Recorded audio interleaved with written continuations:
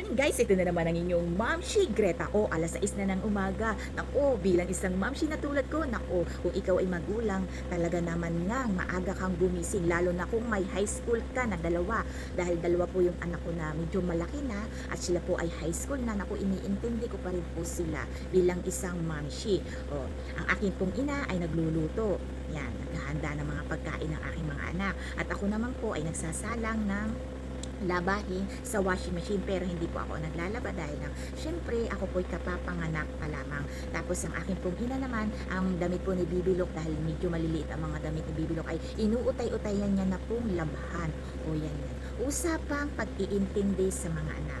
Naku, bilang isang mamshi, kahit po kayo po ay may maliit na bata, naku, maiipayo ko po sa inyo, iintindihin niyo pa rin at kakalinain ang dalawa niyo pong anak, lalo na kung sila po ay mga high school. Dahil itong mga high school na ito po yung time na medyo nakakaramdam po sila na medyo po sila ay parang binabaliwala. Nako, yan masabi ko sa inyong pagbabaliwala. Nako, yan po bilang isang mamshi, kailangan nyo po talaga silang intindihin. Yan, dito po sa baba ng aking video, kung paano po pinupuyudan ng aking anak, dahil lang syempre siya po ay may pasok at sila po ay may simba tuwing umaga.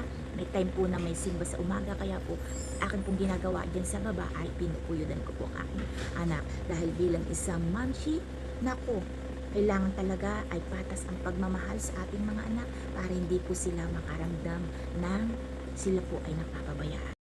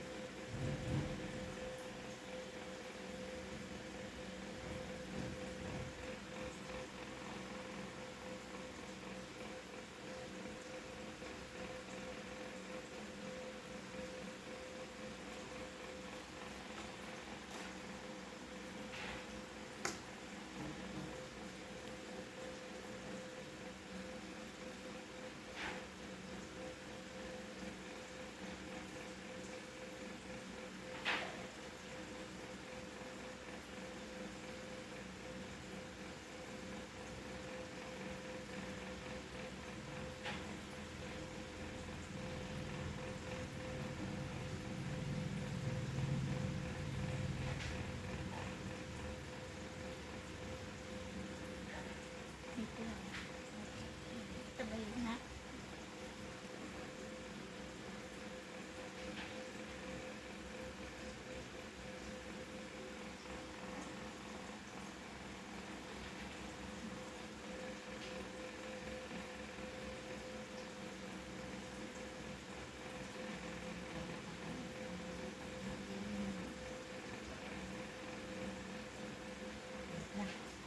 Yan, dikit ko na muna dito, anak, ha?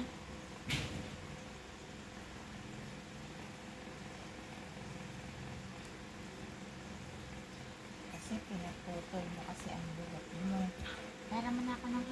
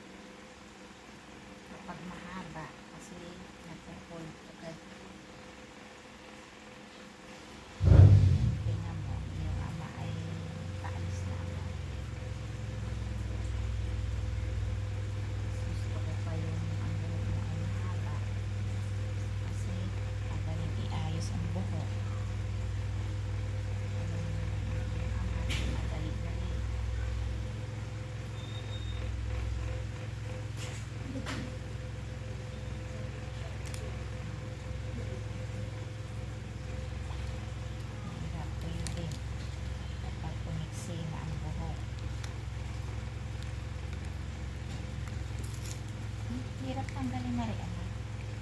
Wala kang ibang kuyog, ibang pen.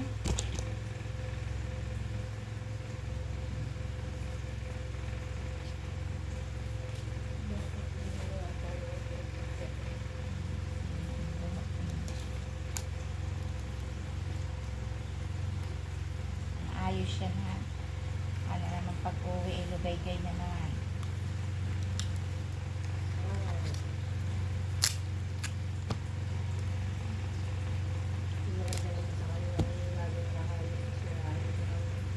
Walang gilid sa kanyang sarili.